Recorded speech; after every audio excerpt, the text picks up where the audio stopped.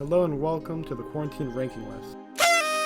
I watched a total of 82 movies during quarantine and ranked them from worst to best. These reviews are relatively short since there are so many to talk about. Spoiler warning for all movies listed, just in case. Number 82, Bounty Hunter. It's a very predictable comedy, not much to really appreciate. I got bored halfway through and I just stopped watching because the plot is very predictable. There's no real reason to watch this. Number 81, The Other Guys. This is a very bland Will Ferrell comedy. It has, it's very mean-spirited with its sense of humor, just kind of like Mark Wahlberg making fun of Will Ferrell and them just kind of being too mean for it to be playful fun.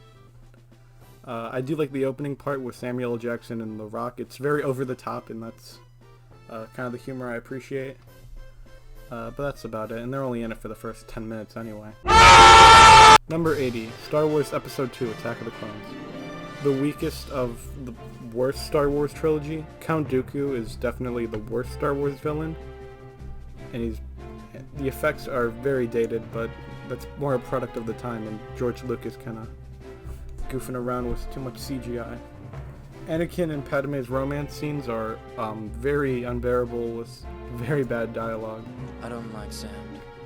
I'm convinced that Anakin used the Jedi mind trick on Padme to make her fall in love with him in the first place. Number 79, Murder Mystery. It's an Adam Sandler comedy. I wouldn't have watched this if my brother didn't pick it. Don't be like me, you're better than that. It boggles my mind that this came out the same year as Uncut Gems, and Adam Sandler does great in that, so it's a bit upsetting from him. Number 78, Star Wars Episode 1, The Phantom Menace. It took me 3 days to watch this movie. I got a headache from watching it for too long. They have this weird sense of just the way they talk. They try to sound like warrior monks, I guess is a good way to put it, but they just sound like goofy. It's like reading Shakespeare. I can't. Padme meeting young Anakin as well is also really weird because it's just, when they end up together, it's just weird to see him as this like small little boy. And he's dating this like person who's like 10 years older than him. Jar Jar honestly isn't the worst part. This movie has worse issues, but the whole movie is just not good to begin with. Number 77, Dear John. A romance drama which isn't particularly my thing. All elements of this film range from pretty to horrible. Number 76, The Money Pit. Tom Hanks is very aggressive in this movie, which I find weird because it's Tom Hanks who's like this lovable person. The movie consists of Man Fall Down, which, I mean, that can be funny, don't get me wrong, from time to time, but it loses its charm after the first 10 minutes, and then there's a bonus whole movie, which I did not like. Number 75, Wild Hogs. As much as I hate to use the word, it has a very, boomer energy to it. I'm obviously not the target audience. It has its moments, but they are few and far between. Number 74, Austin Powers Goldmember.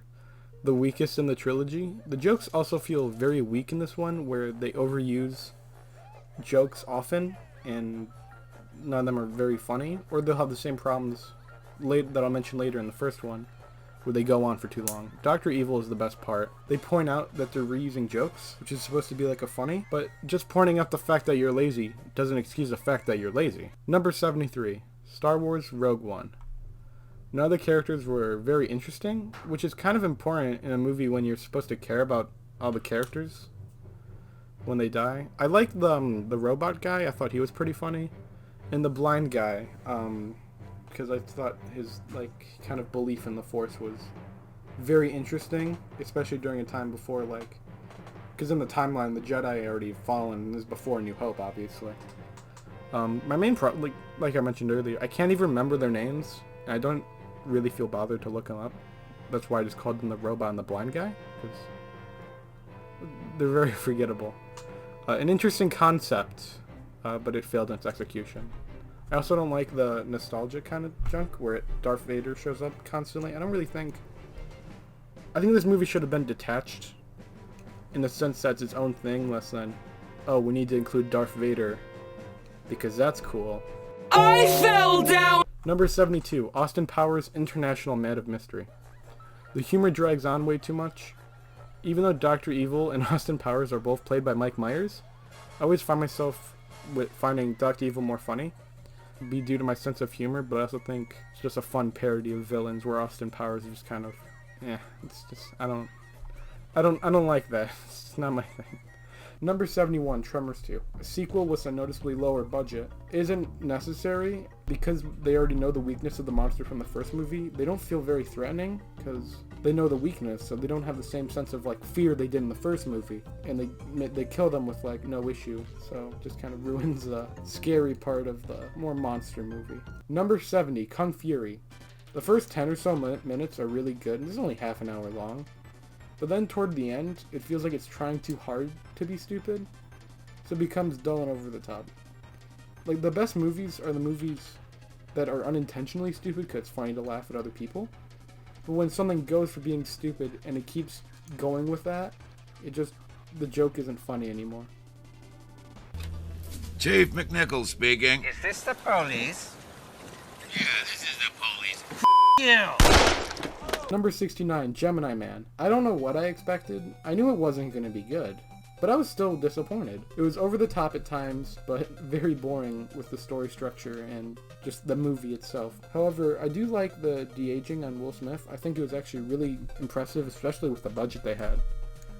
The story is what kills the movie. Number 68, Are We Done Yet? It's basically Money Pit, but with family-friendly Ice Cube. I mean, looking at the poster, it's about what you would expect. Pacing is better compared to Money Pit, though, and that's my main reason why this movie is higher than Money Pit, because pacing in the movie is my biggest problem most of the time, but in this one, at least it has like a flow to it, so it feels like the movie's over before it starts to get really annoying. Number 67, Star Wars Rise of Skywalker. Ruins the entire trilogy of the sequels. I do like it visually. I kind of like the whole water fight scene, and I did like the bit when they're on like the sand planet and they have like the flying guys. The Emperor's Return is just stupid on so many levels. I heard it was bad, but a lot of people said that about the sequels. I ended up enjoying, 2/3 of them. I was very wrong. I actually don't mind the twist of the Emperor being Rey's grandfather, because kind of like in Empire, there wasn't really any foreshadowing to Darth Vader being Luke Skywalker's dad. Granted, they put that in the second movie in the trilogy, so that way it causes more conflict in the third movie, so they could have done that better. But I'm not too bothered by that, like with the twist itself, but the way it ruins Rey's character is my main problem. Number 66, Inspector Gadget. It's a Disney TV movie. It's just like fun, entertaining, something you watch and forget. It's like a popcorn flick. The funniest part I had with this movie was just making dumb jokes with my friends when I watched this. So that was, that's not really a compliment though, if we were making fun of the movie. Number 65, Animal Farm. Well, it has a good message. It falls flat completely. I think if this was animated, I'd probably like it more, but seeing realistic looking pigs and animals live in their own society is just stupid. It's visually odd. The pig villains are uncharacteristically evil. I couldn't help but laugh during the dramatic scenes. Like when the pigs are becoming more human, they just start wearing monocles. They have like evil hats. It's hilarious. It's on YouTube. I'll link it in the description. I do think everyone should watch it. And if you find it boring, you can just fast forward to the funny pig parts. Number 64, The Greatest Showman. The music scenes were fun, but forgettable, except for the one that played at the beginning, then later in the end. The story is predictable and kind of boring, and from what I've heard, it's also very historically inaccurate. It's just competent, but that's not really a compliment, just be average. Number 63, Solo, a Star Wars movie. I am surprised I actually did not like this movie. Han Solo is probably like my third favorite Star Wars character.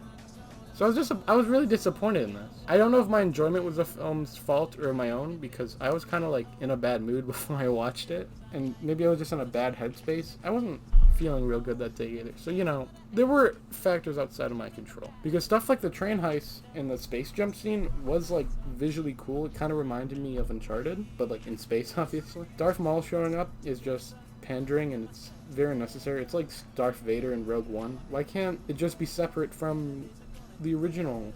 Like, I don't care. I will be rewatching this soon, so hopefully my opinions change, because this had a lot of potential and I'm disappointed. My also other problem is the overly explaining of things. I mean, Chewbacca and Han Solo meeting up is cool, but like, oh, you're alone, so you're solo. We'll call you Han Solo. What? You don't need to explain. It's his name. No one was questioning that. Number 62, The Meg. A fun, simple shark movie. You get what you paid for. There's not really much to talk about. It's a shark movie. I wasn't expecting anything really good, and it was alright. Number 61, The Dirty Dozen. It's an interesting war movie. If the pacing was better, this movie would probably be higher. The characters are also, same problem with like Rogue One, the characters are forgettable. You know, there's 12 of them, as the name Dirty Dozen suggests. It makes it hard to care when some of them, die, because I don't recognize what some of them they even look like, because they all look very similar, and I don't remember any of their names or any of their characters. I know there's like one guy who's like, haha, I'm a jerk. And the general's like, no, you can't do that. I mean, so I guess I don't know if he died though, I forgot. Just not memorable. Number 60, Star Wars Return of the Jedi. A very tonally confused movie. This is like supposed to be the epic conclusion of the trilogy, but it is that with like the Luke and Vader stuff. It's pretty interesting to see Luke be like, no, be a good guy. I'm down to clown with that. But at the same time, at this dramatic family versus family, dad versus son conflict, you have the little Care Bears running around being blown up and just being they're like minions, but honestly worse, because I care about the conflict and they switch in between. They're not good. The pacing is also very odd as well. The Jabba Palace scene, which is a really interesting way to start the movie, I feel like it drags on a bit too long, and the plan also doesn't really make much sense. A bit of a letdown for the end of the trilogy, especially coming off of Empire and A New Hope, but it's alright.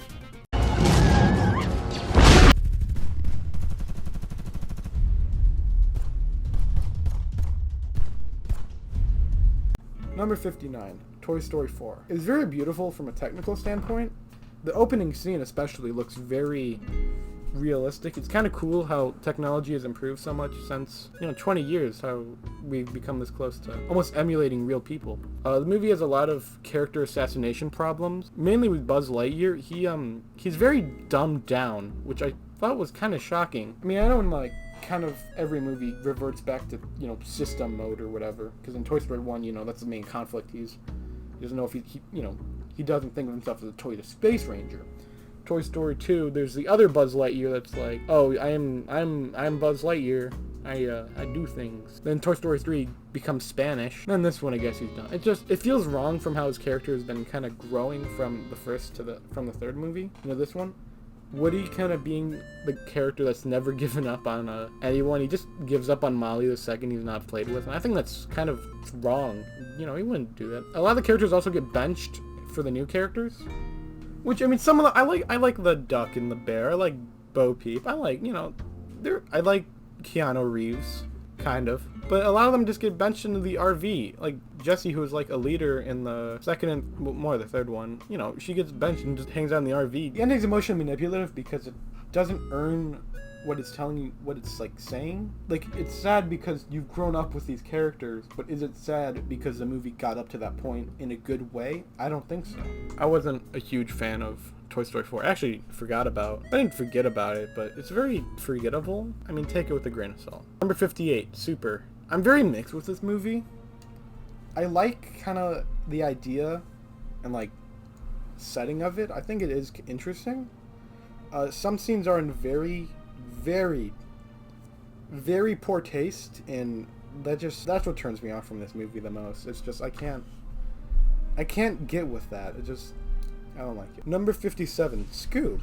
It's all over the place with the story, with like the Dick Dastardly and Shaggy and Scooby with Fortnite character, and the actual mystery gang trying to figure out where Scooby and Shaggy go. Shaggy's actor is not Shaggy, which is my main problem, because it's just not him. It'd be like recasting Mickey Mouse as Danny DeVito. Don't get me wrong, Danny DeVito would kill it, but you don't hear Danny DeVito as Mickey Mouse. You just hear Danny DeVito. The one thing that I did enjoy the most about this movie, and I will admit this isn't probably fair, but they had Captain Caveman in this movie, and that was such like a shock. Very happy to see that. I'm sure no one watching knows who he is, but if you do, I am very, very proud of you. Number 56, Star Wars Episode 3, Revenge of the Sith. This is the best of the prequel trilogy. I think that's kind of a non-controversial opinion. The opening is very good, starting with like the space battle.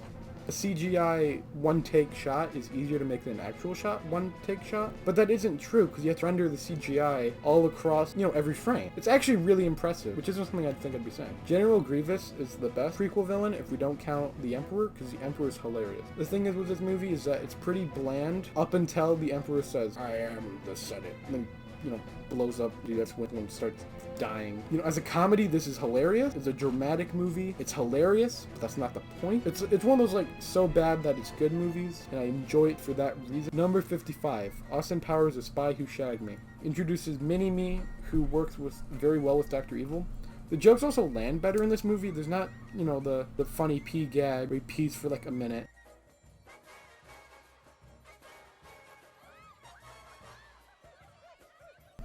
There's light humor. I did not like the whole where they're supposed to say like penis. They like say interrupting it with like, it goes on for so long. It's not. That's my main problem. I think the opening where his girlfriend from the first movie is just a robot is very dumb and kind of, not that anyone watches Austin Powers for this story, but it ruined like his character growth. Number 54, Skip Trace.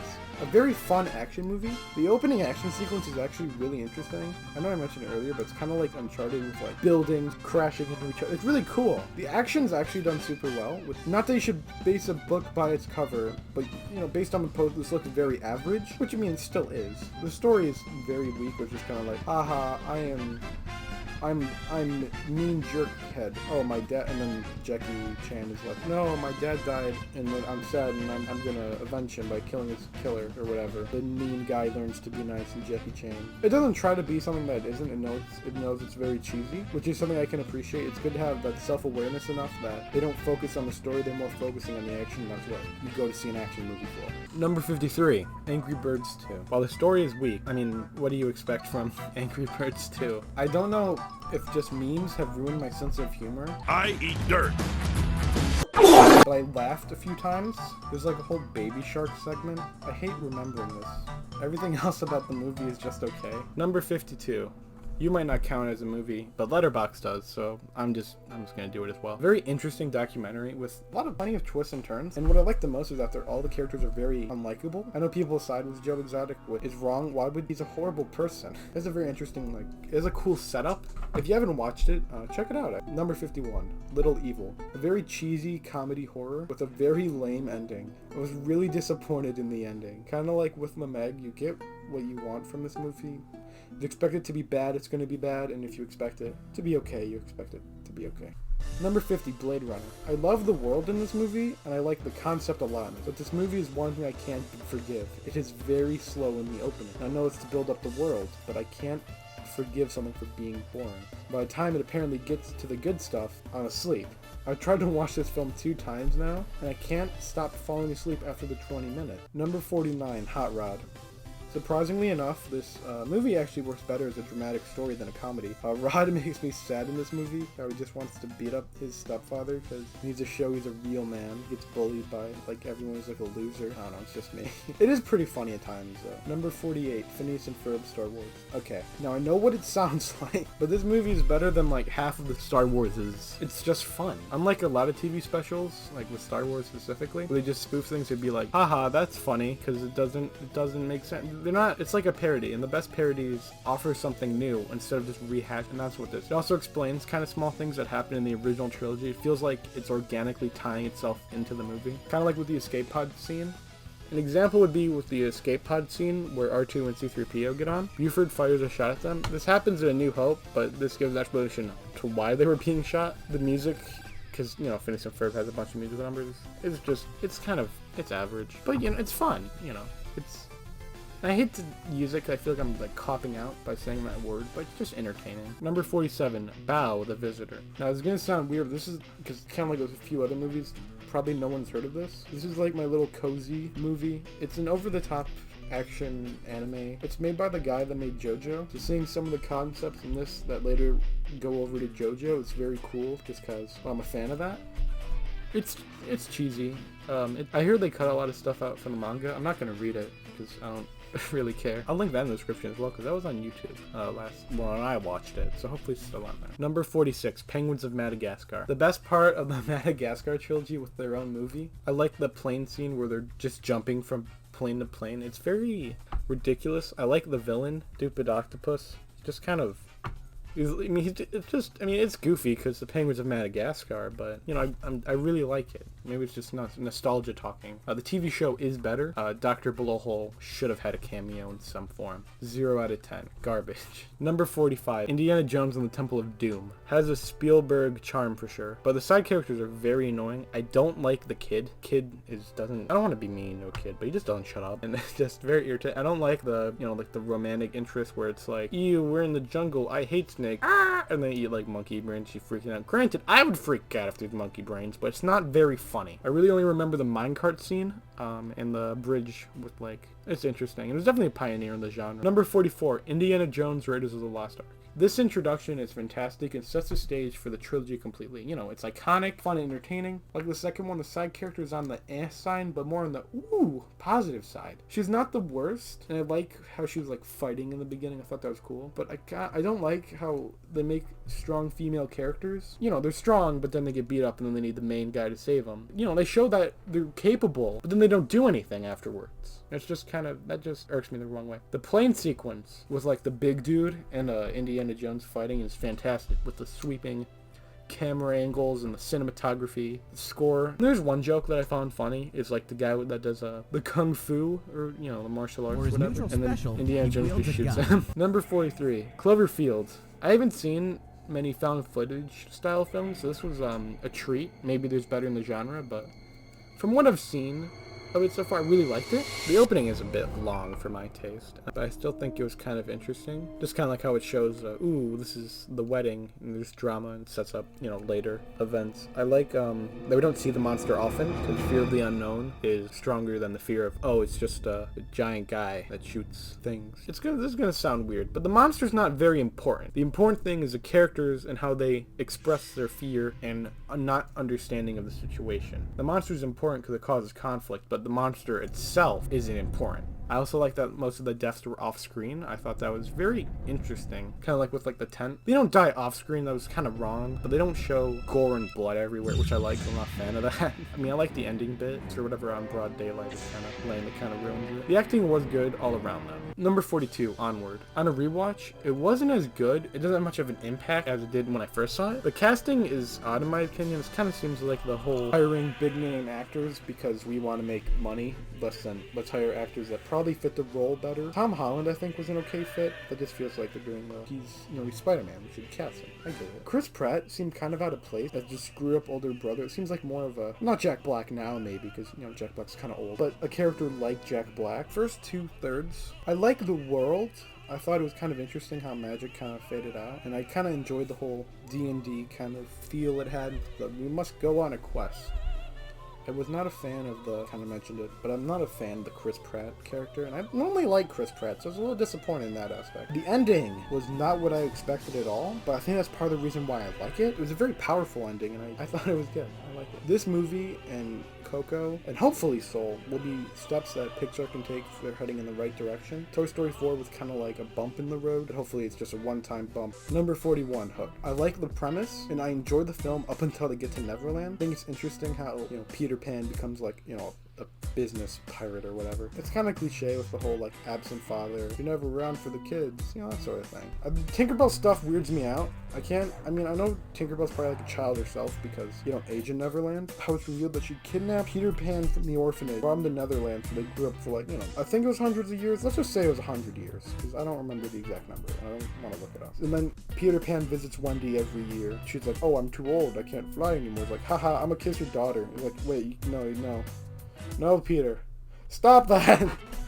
Peter Pan hooks up with like Wendy's granddaughter, and that just, I don't like that. It's weird. No. And then the whole like happy memory thing doesn't really make sense, because happiest memory is of his son being born. Which, you know, I mean, I'm not saying that doesn't make sense. I'd be happy if my son was born. But he forgets he's a dad. So how can he fly if he forgets his son is born and that he's a dad? I also thought that, you know, I know it's supposed to be like a live action cartoon, kind of. But I thought that Hook setting up like a fake baseball game for the kid was really funny. It's supposed to be like dramatic. It had a lot of potential.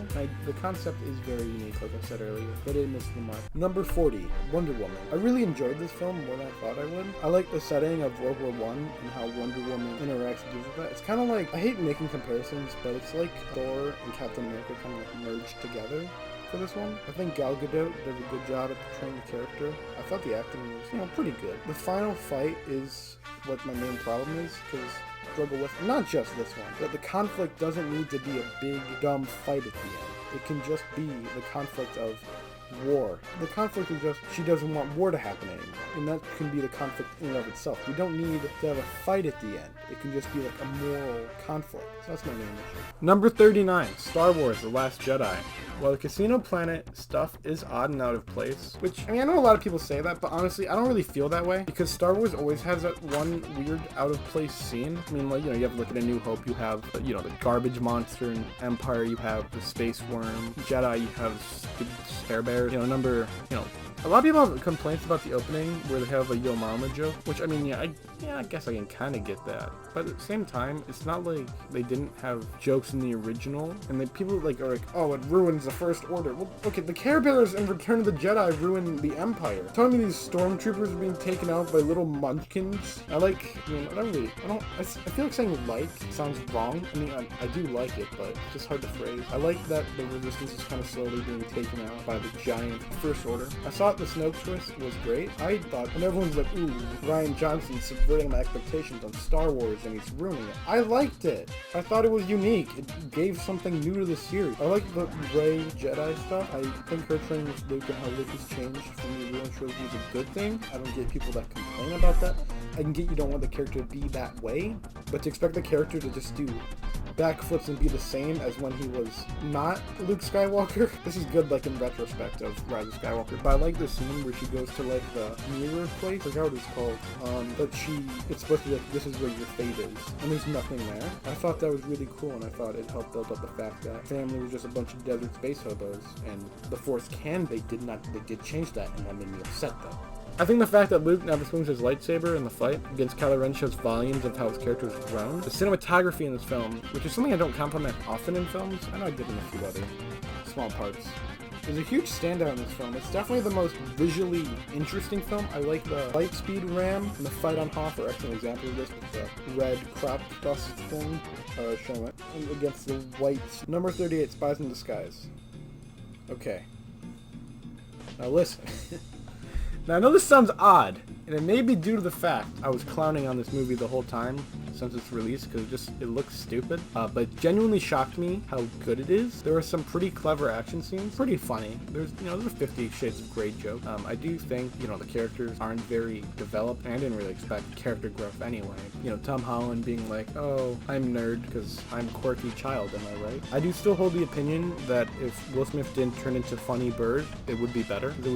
I would have loved for just a good animated spy movie. Because, these people are talented. This movie does look good visually, and I would have enjoyed it if it didn't go the Funny Bird route. Maybe the movie is ranked so high because I expected nothing, and I got something, but I enjoyed it all the same. Number 37, Mary Poppins Returns. I'm not a huge Mary Poppins fan. The original was alright. I haven't really watched it now, so maybe my opinions change. But this remake of the original is very good, which isn't something very often that Disney does. It carries the same charm as the original that I remember as a kid. I thought the bull, or China, whatever, scene, I thought that was really fantastic. I like the 2D mixed with the 3D style. The kids are annoying, mainly the young one. I get kids are annoying, and I'm not saying it like, ooh, haha, look how funny I am. Kids are stupid. That kid is stupid.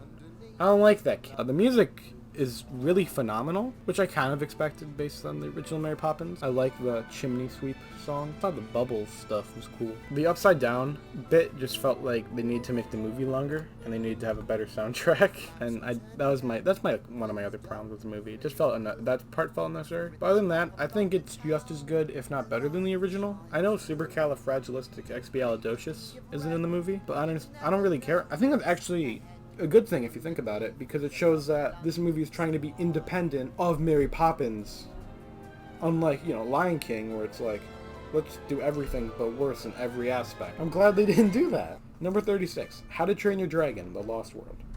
For every 2 steps forward this film takes, it takes 1 back. The side characters are very intrusive, and by that I mean, in the first one, they're not that bad. They make little jabs at Hiccup, which is good, because Hiccup's a loser in the first one, that's the point. The second one, they talk a bit more, but, and they're slightly more annoying. Not by a lot, though. It's just, they're fine. This one, they take over. Who cares? I don't care about Jonah Hill. I don't care about the fat guy with his stupid beard. I don't like this one guy's like, oh, you're a man now. I have beard. Look how cool. I don't care. I like Gobber. Gobber's cool. Story, while simple, is shown greatly. I think, this movie undogs Toothless, and I think that's a good thing, because Toothless was kind of like, ooh, I'm a funny animal. When Toothless in the first was kind of like his own character, I mean, yeah, he's an animal, but, he's his own character in his own right. The animation is fantastic, and the detail is incredible. It's very stunning visually. I think abandoning Burke so soon was a big mistake on the team's part, because the Burke in this movie is not the same Burke as it was in the first 2 movies. This is like a dragon utopia. It's like huge city. It would have been interesting to show more conflict in the Burke city. I think that would have been interesting. And everyone's just like, they leave Burke, go to this new place, and they're like, oh, okay, we'll just chill here for a bit. And they just build their own city. Like, oh, okay, who cares about that place? I care. It's a place for the last 2 movies. The villain, while everyone praises him, I thought was just average. I mean, he's just a dragon. I mean, he's better than the one in the second movie, don't get me wrong, but he's just okay. Not that phenomenal. The ending, while it was a bit on the side on when I saw it, I've actually really come around on it, and I appreciate it a lot more than I originally did. Number 35, Tremors. A very good monster movie. I know I mentioned the sequel earlier. The concept of a monster that just hears your vibration on the ground is a very unsettling idea. It's cheesy, which is a given with, the whole monster genre is cheesy. It's never something you take seriously. It is a good first monster movie, and probably a movie that I actually kind of want to rewatch. It was fun, unique, and I like the whole effect of like the worm going under the floorboards. That's just cool. I like that. Number 34, Star Wars The Force Awakens. Very good starting point for the trilogy. I enjoy the way it mimics A New Hope. An example of being how Luke wants to leave Tatooine, wanting more of life. He doesn't want to be a stupid farmer boy. Where Rey, who is abandoned on the desert planet, not necessarily happy to be there, is wanting to stay there in hopes that her family is returning. The First Order feels like a genuine threat, and it's honestly more menacing than the Empire. Kylo Ren is a good substitute for Darth Vader, and I like the way that him and Hux or whatever are kind of like they're treated almost as equals, but you can clearly see that they resent each other. They don't get along, obviously. The main problem with Kylo Ren is that once you take the mask off, it ruins him being this kind of entity of evil. Like, it'd be like if Darth Vader took his head off when he saw Luke. I mean, obviously I know Darth Vader would die. That's not the point. The point is, you don't see Darth Vader anymore. You see Anakin Skywalker. I know it sounds odd, but hopefully you understand what I mean by that. Although the Death Star, but bigger, is a disappointment, and how it kind of mimics the Death Star fight, which was just not in the New Hope version is better, obviously. I'm okay with them playing it safe for the first movie and touching on familiar ground, because God knows if they changed anything, people would have been so upset, and they were. Number 33, The Matrix. Iconic is a word that I would use to describe this movie. The action being slow-mo, kind of with the whole, going backwards, movement. It's obviously dated, it's just a product of the time. It is still very fun to watch, and now that can be taken 2 ways. Either it's fun to watch because it's a good action movie, or fun to watch because it looks fun. I fall into both categories on that. I like the setting of the real world and fake world. Great if you haven't seen it, and I recommend. It's a classic, obviously. Number 32, Spider-Man Homecoming. This Spider-Man, and by this Spider-Man I mean like Tom Holland Spider-Man, is definitely my favorite. Vulture, while normally being a very laughable villain, he's just like an old guy with like feathers. He's just like a bad cosplay player most of the time. He feels like a very menacing threat to this movie, and I think it opening focusing on him is a very good way to start it. It's a very understandable villain, and I think it ties into the world of and the MCU organically. My favorite part of this movie is the small scale of it. And now what I mean by that is, it's not Spider-Man fighting, God to save his girlfriend. It's Spider-Man fighting just some robber. I mean, the Avengers don't care about that. It's a low-level threat for a low-level hero. And I think that's really unique. And it's also unique how it offers a normal perspective into the setting of the MCU, with like the whole Captain America. So, you got detention. It's nice. Number 31, Clue. My only complaint is that it should have had Colonel Mustard as the bad guy. All clues were pointing to him. I'm actually so upset by that. I know in like the twist ending, it's all of them that are guilty. That doesn't count. It should have been him in all the endings because I'm always right. All jokes aside, this is actually a really unique movie. It actually is a murder mystery. I'm kind of unlike Knives Out, which I did enjoy. But when you advertise as a murder mystery, you're not supposed to know who the murderer is. And I know the twist in the end is that it was Ransom that killed him. Well, for the whole movie, we're led to believe that the main character killed him. So it's not really a murder mystery as much as it's don't figure out it was her. But this one's actually a murder mystery. It's surprisingly faithful to Clue, which I know sounds weird because Clue's a board game, but this is seriously more faithful than like 90% of the remakes or Disney remakes, which is amazing, but it's also just kind of sad. Like, guys, Clue can do it, you can do it. The twist endings I mentioned earlier are actually really funny and interesting. All the endings make sense, which I think is a really commendable part. Number 30, Inglourious Bastards. I wish this film was in my top 10 from one mainish. Half the chapters are kind of pointless. Mainly chapter 4, which isn't bad by any means. I mean, it's great, but it's kind of lame compared to the other chapters. The bastards are unique, but don't matter much plot-wise, because there are 2 plans on how to kill the Nazis, and we're already informed on plan 1 on the 3rd chapter. We don't need 2 plans, you only need 1. And the first plan's way more compelling than the second one. The opening is probably one of my favorites in a movie I've ever watched, though, with the whole... And how he's interrogating the Frenchman, and then he starts shooting the floorboards, and the one person escapes, and we later find out she returns. And some character deaths are actually really shocking, but I mean that in the good sense. It feels like there's actual, stakes. Which I know sounds weird, but a lot of movies wouldn't kill off the main character, and they did. And I was genuinely surprised. Hans has a very scary presence in this film, and every scene with him is chilling. He seriously does a great job. He's probably one of the best antagonists of any film, actually. Maybe I'll rewatch maybe I'll rewatch this soon. Maybe that'll change my opinion on the film. Arrivederci. Number 29, Little Shop of Horror. The music is what really carries this movie, and the music goes from pretty great to perfection. The story is a fun one, which I know sounds weird about an evil alien plant coming down to Earth, but I'm supposed to take it seriously. The dentist is comically evil, and I love him. He's my favorite. While writing this, I've been listening to the soundtrack the most, and I probably will be listening to this while editing. Number 28, How to Train Your Dragon 2. This film is what a sequel strives to be. The world expands in a believable way. Introduction of elder dragons is great. Toothless and Hiccup have a bond that you can feel the friendship from, which I know is weird because, first off, they're both fake, and one of them's a fake animal. So, double fake. But you feel it. I'm not a huge fan of the mom being alive, especially when it doesn't make sense in context of the first movie, but I thought her scenes with Stoic were really good. I like that. You can see a shift in the character at that point. My other problem is Toothless becoming more of a dog, less than his own character. The villain in this film is pretty okay. I think he's a very menacing threat to the movie. So he adds a lot there, and he just wants to destroy everything. Let me show you.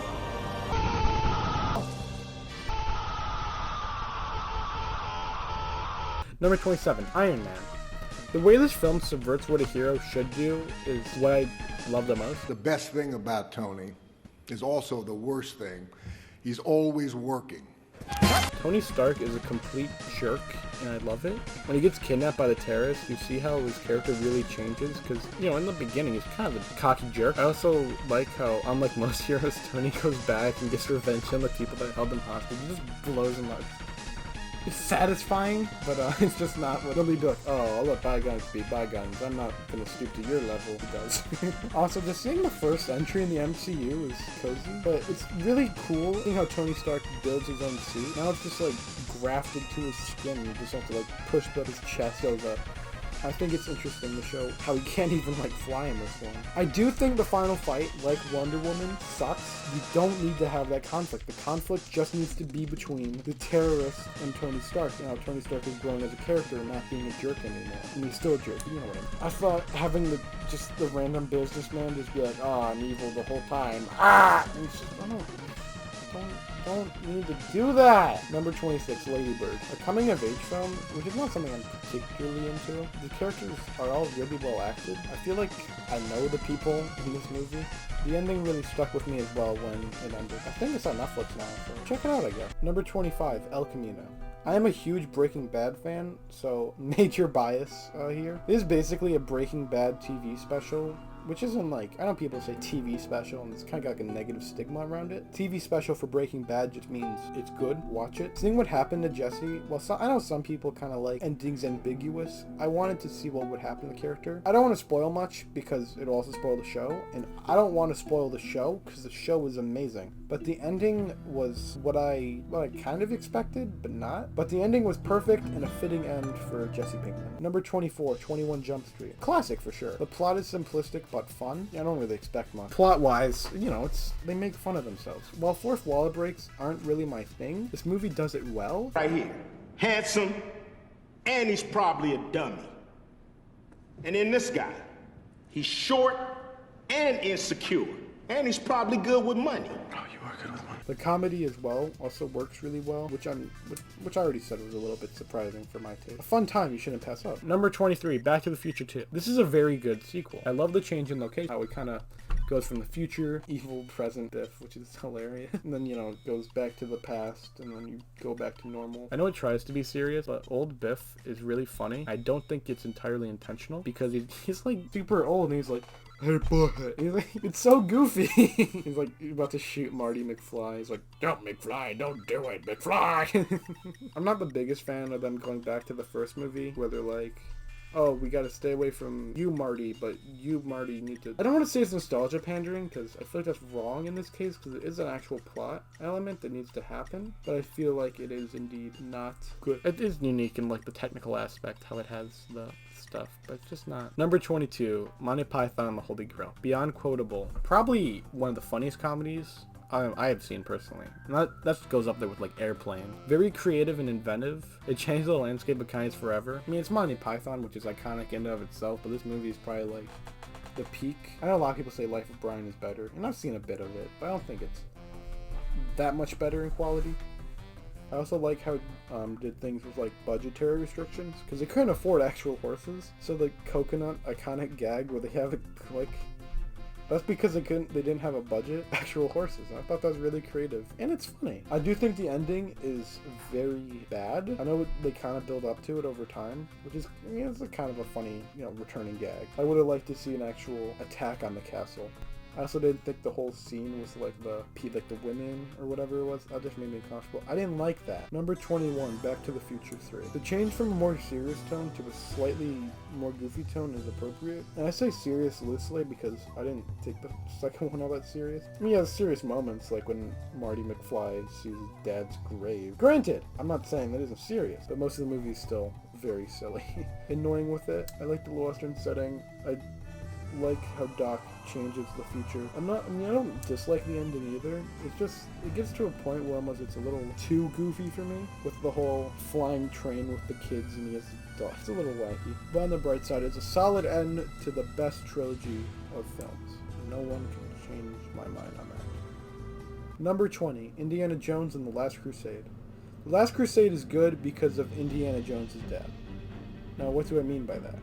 See, the thing is, a lot of my favorite action movies are movies that have drama in between the action, because I don't really expect action all the time, because after a while it gets dull. But with Indiana Jones' dad, there's conflict between the characters. I also find him funny. It's similar to Lost Ark in a good way, with the Nazis being the main antagonistic force, and there's kind of like the feel to it. They don't really acknowledge the second one at all, which is odd. Maybe the action is fun and carries a Spielberg charm like the rest of the trilogy. The ending of them riding off into the sunset, well, you know, cliche. I liked it.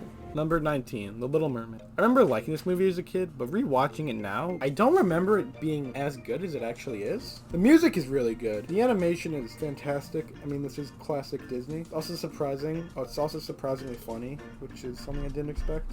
It's like kind of odd. There's not much to really talk about with this film. It's just good. Wait, number 18, Coco. This, to me, is the turning point of Pixar. They planted their feet down and made a breathtaking original film instead of sequel after sequel after sequel. You really feel like you're in the culture of Coco. If I had to make a comparison, it's almost similar to Finding Nemo in the sense that while it is a great movie in and of its own, it's really educational. I feel like I'm learning about the culture while I'm watching Coco. And Coco's entertaining. Yeah, I do think the ancestor family is kind of whatever. They just kind of show up and like here and there. But I do like Hector a lot. I like the twist of the villain, how he's not, I mean, actually, well, I didn't see it coming, but I probably should have, how he's not actually Miguel's grandfather, and how he killed Hector. The ending is really satisfying with them all walking across the bridge and Miguel having broken the hatred of his family in music, and they play a song. Thought it was good. Number 17, Princess and the Frog. One of my favorite Disney movies. This music is one of my favorite soundtracks in any movie, let alone an animated one. Tiana is my favorite Disney princess. I like every bit of this movie. There's honestly no slow points. The pacing is fantastic. I do think Ray was annoying. I liked him as a kid, but now that I'm older, I never know. A lot of people say the music is forgettable, but I really like it. I mean, not that. He's like, I like it, so you should like it. I remember most of the music. Another thing is that kind of random scene was like the three hillbillies on the boat and they start beating each other up because they're trying to hit the frog. I get the purpose of it is to make it so Tiana and Prince Nagin kind of form a bond of friendship and, you know, romance, but they could have cut it out. I think it's just as good as the movies that it was inspired by. I know I mentioned Ray earlier, but I thought his death scene was very shocking and it hit well. It's pretty messed up. Like, you just get squished. Dr. Facilier is also one of my favorite Disney villains. I like his whole voodoo junk. Number 16, Fantastic Mr. Fox. This movie is nothing short of fantastic. Well, the animation is kind of creepy, if I had to put it away. I think it's just like the fur textures or something, but it just kind of gives me, has the Wes Anderson kind of weird style, which I love. I still don't understand the wolf scene, but other than that, it's great. Number 15, Mulan. Another Disney classic. A lot of people take issue with the music in this one, in the relatively low song count of 4, but the songs that are here are really great. I don't know, I know it's like a Disney musical, because that's what Disney kind of strived on being, but I don't think it's that essential, especially when the story is as strong as it is here. The Huns aren't that particularly, they're menacing, but they're not particularly memorable, you know, that motivate as much as I hate China, but they still serve as a decent antagonist, because, I mean, kind of like with, you know, the superhero movies I mentioned earlier, there doesn't need to necessarily be a literal antagonist as much as, like, the conflict in this movie is Mulan's a woman and she's fighting in the war, so we need someone to instigate a war. Then the Huns, that's their point in the story. And Mulan shows China how great she is, and then the movie's over. I think that's why they're good. They're decent antagonists, because they kick the plot forward in a way to start conflict. Number 14, Toy Story 2. Kind of like with How to Train Your Dragon 2, this is a movie that sequels should strive to be. It builds upon the themes of the first movie in a natural way. The side characters actually matter in this movie. In the first one, they don't do much besides, like, Potato Head being mean. I mean, it was justified. In this one, you know, they have a whole team going out. It's not just Buzz. It's got, you know, got like Rex, you got Slinky, you got Potato Head. Oh, Ham! The animation is a little dated, obviously, but nothing that bad. I mean, the reason why in the first place Toy Story is the first animated movie anyway is because the assets and stuff look plasticky. They're like, oh, toys are made of plastic, let's do that. So it doesn't look dated that much. I do, but when humans show up, like Andy's mom or Al's toy barn, I like how the lessons learned in Toy Story 1 carry over in this one. How Buzz is telling Woody to, you know, you are a toy, you don't belong in a museum. It's just how he carries over the themes that Woody taught Buzz. It's kind of weird, but like, even though they're toys, they feel like real people and characters that grow, which is the beauty of animation. I do like the twist of Stinky Pete being a bad guy. I do think that's actually very interesting, although I do think he was kind of stupid. He's like, no, Andy, he'll play with you. He's like, nah, I was left in a toy store and never played with. But, you know, just get over it. Number 13, Uncut Gems. One of the most intense movies I've ever seen. It feels like a juggling act of what can go wrong next. With small leaks of Howard's secret, crime life come out and affect him and his family with, like, the whole him being kidnapped during his daughter's play. Adam Sandler does a fantastic job and is probably his best performance in any movie. Not that there's much competition, but still. The ending was shocking, but I couldn't imagine it any other way. My only real problem is the score of the movie. It's not my taste, it just sounds odd. I do think the opening is also weird, like with the whole colonoscopy.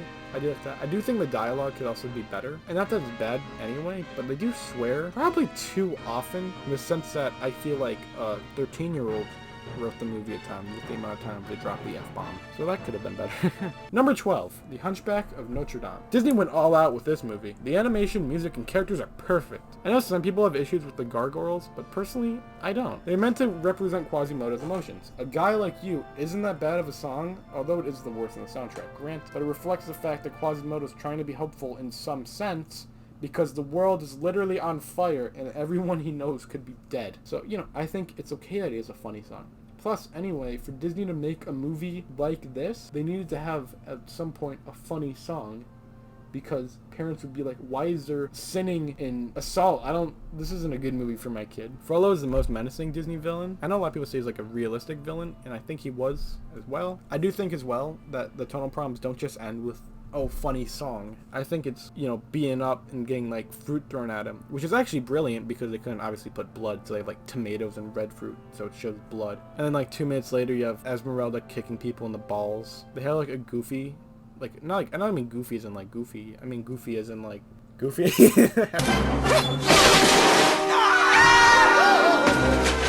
They have that sound effect play, and it just it takes you out of how serious it is. That's where tonal problems lie. You have the opening where the kid's Frollo's about to drown a dude. Well, not dude, it's like a baby. He thinks it's from hell.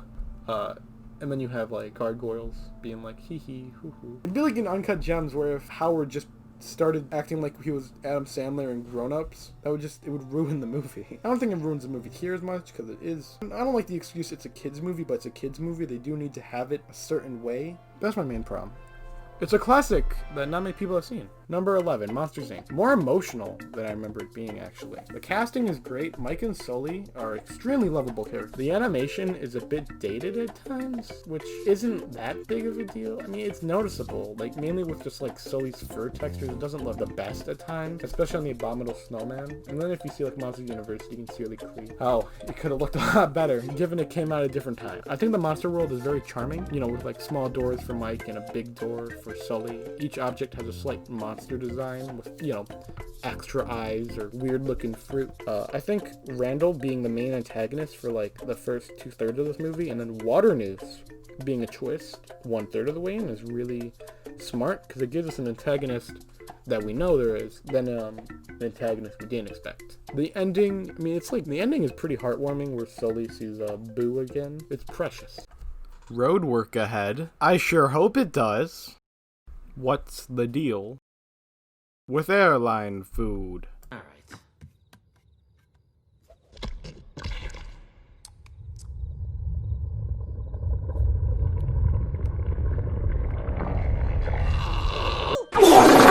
Number 10, How to Train Your Dragon. As a kid, I never saw these movies. I thought they looked bad. Now, I don't know what was going through my head, but I was a very stupid kid to think that, especially when I was watching the Super Mario Bros. Super Show like 24/7. Why did kid me have to be so stupid? These movies are incredible and way better than some of the things I watched constantly as a kid, as mentioned. It's so creative, fun, and charming. One thing the movie does, the flying scene with Hiccup and Asteroid is animation at its finest. The score is great. There are very few issues I have with, there's a poorly rendered character, maybe here or there, weird looking dude in the background, but a classic that I missed out on, and I'm glad I revisited now. Number 9, Star Wars, Empire Strikes Back. Iconic is the word I would use to describe this movie, and yes, I plagiarized that from the Matrix part. So many scenes from this movie are referenced in various media, and for good reason. Does it deserve this praise? Yes. Yes, it does. The characters grow from the last movie from this one, which I know is a weird thing to point out, because you'd assume, that's what most movies do. But a lot of movies don't do that, and they just ignore the first few movies. This one doesn't. And I know it's which is a shame because most movies, that shouldn't be a standout point. That should be the status quo. The score is fantastic. The jump from different locations makes a galaxy feel like a galaxy. You know, some of the I am your father twist is such a good one, and you can see how it changes Luke just in that scene alone. Han Solo dying is pretty upsetting. Number 8, Hercules. It is stunning how good this movie is. It's perfectly paced, music is perfect. Hades is my favorite villain in any Disney movie. He is funny, but is also sinister enough to still take as a serious villain and not just a joke. The cast was perfect. I wouldn't change anything about it. Phil is a great support character for Hercules, and maybe I'm just a huge Danny DeVito fan. You know, there could be bias in that. I like how the main city in Hercules is kind of styled after, like, California, because it really highlights how Hercules isn't really a real hero as much as he is a fake hero. The ending is fantastic. The part where the crowd says, "That's Phil's point!" You need to see Phil's face light up with happiness. I can't help just be happy as well. The energy in this film is just so good. And I'm really sad people don't mention this one that much when they talk about Disney. It's like better than most of their movies in my opinion. And then along came Zeus. He hurled his thunderbolt. Number 7, Star Wars: A New Hope. My personal favorite Star Wars. The opening is great in many ways. The small resistance ship versus the huge Empire ship, and just I mean it's like subtle. It visually shows you the contrast between the Empire and the Resistance. And don't get me wrong, the dialogue can be a little at times. But I was going into Toshi Station to pick up some power converters. It definitely could be better, you know, but for all this movie achieves, the score is great, the opening title crawl is genius. I know people say that Jaws was the birth of the blockbuster, but this is what I consider the birth of the blockbuster genre. Number 6, Mad Max Fury Road. I don't think I've ever been as stunned in a movie as I was with this one. The action is fantastic, and this is one of my favorite action movies. The score, cinematography, and art direction make this a must-watch. Number 5, Back to the Future. Now, nostalgia could be what has this so high, because I did watch this as a kid, and I loved it, and I still love it now. But revisiting this movie and the entire trilogy was such a treat. The effects aren't dated at all. The characters, while not particularly deep, are fun to watch. And you can't really describe that much about Marty McFly or Doc in like a 500-word essay. The plot, while also simplistic, is well executed. A very small problem that I have with this movie is that music sequences just happen. Like, the power of love is an odd choice for the opening bit with him in, you know, the town. But it doesn't have to, it feels so, like, odd. It feels like someone just put on music there just because. I know the Johnny Be Good, but that might just be because of the time and appeal to that. The Johnny Be Good scene was something I wasn't a fan of. I like the joke in the end, but the Earth Angel scene was perfect, and there didn't have to be another music bit after that. I like the way you see past characters kind of how it become who they are now, with Marty's one-hand comment just making the one dude become Maeve. But this film is great. Number 4, Alien. This is what I would describe as a perfect movie, and it is only number 4. The ship design and the function of the world is really interesting. None of the effects look dated either. Chestburster scene is great. The robot twist is really smart when you think about it, because you think, why is this dude being so stupid? There's no reason to act this way, and there is a reason. He's a robot. I also like that we don't see the alien often, because like I said in the Cloverfield bit, fear of the unknown is better, and plus the fear that's always watching the characters is the point. If we saw him constantly just running around in the background, ruin it. I will say that the only bit I had a problem with is that when the alien gets hung out of the ship at the end, you know, the alien dies. It looks kind of goofy. Maybe it's because it's supposed to, I don't know, it looked goofy to me. Number 3, Prince of Egypt. The best of DreamWorks yet forgotten to an extent. A lot of 2D DreamWorks movies are criminally underrated. A lot of them also flopped as well, which was extremely disappointing. The Road to El Dorado, and while I haven't personally seen Sinbad, I heard it was really good. The scale and music of this movie is phenomenal. I also like the fact that even though it's a movie about Moses, it's not really about religion. I know that sounds weird, and obviously, yes, it is a religion story, but in the song Deliverer, they aren't singing about God punishing them or how they are going to betray God, putting them in such a bad place. They sing about believing in him and wanting to be saved. Even Ramses and Moses aren't fighting because my religion is better. Ramses doesn't want to be the weak link in his family dynasty.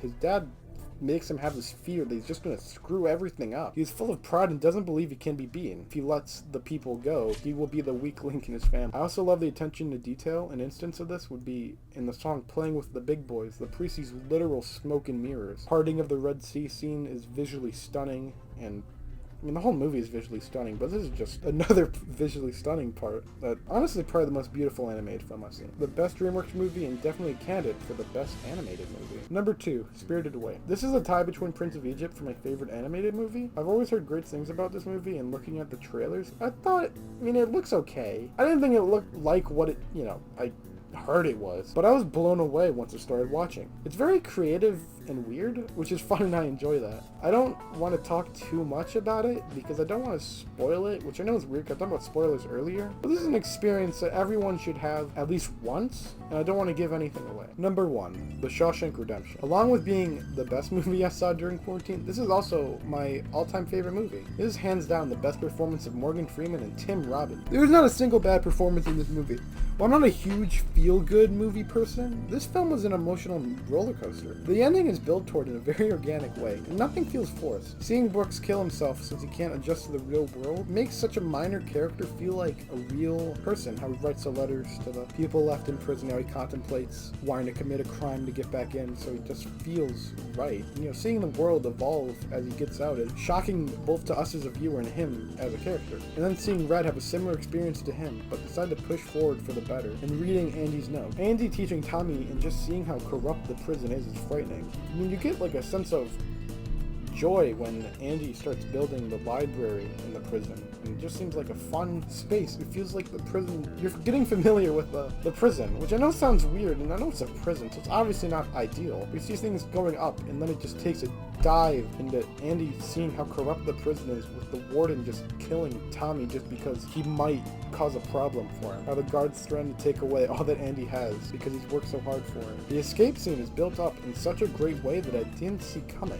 The ending is one of my favorites in the film. With all that said, thank you all for watching. I know it was very long, but I'm really proud of it. I hope you all enjoyed watching. Have a great day.